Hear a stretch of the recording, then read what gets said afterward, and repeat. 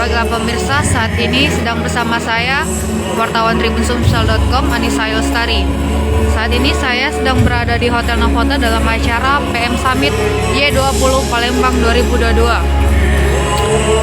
Acara ini berada di Hotel Novotel yang dihadiri oleh banyak aktor dan siswa, sekaligus ada orang-orang penting seperti Wakil Gubernur dan Menpora.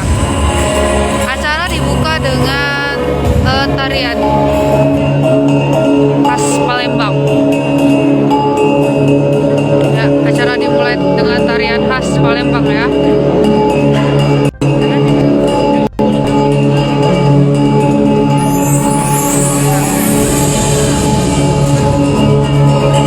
Acara ini sendiri berisi tentang agenda Press Summit 1 dengan agenda talk show sosial safety nets for informal and non-standard form of employment. Ya, ada juga dari masyarakat mancanegara.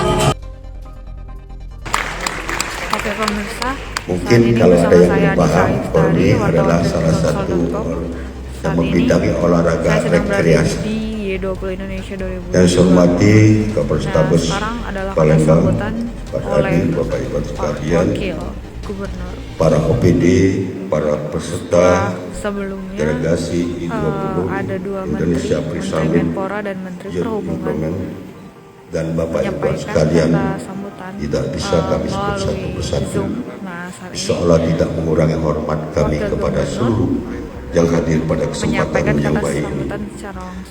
Yang pertama, Bapak Ibu sekalian, seyogyanya malam hari ini acara ini akan dibuka langsung oleh Bapak Gubernur karena beliau ada acara yang bertepatan waktunya, maka sebab itu beliau tidak dapat hadir bersama kita pada malam hari ini.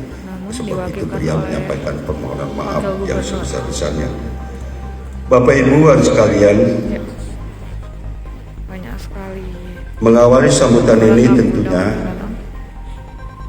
para pemuda dan marilah delegasi dari kita semua untuk mempersembahkan puji syukur kepada Allah SWT, Tuhan Yang Maha Esa, bahwa pada malam hari ini kita dapat berkumpul bersama di tempat ini dalam rangka pembukaan kegiatan Y20 Press Summit 2022 Local Chapter South Sumatera.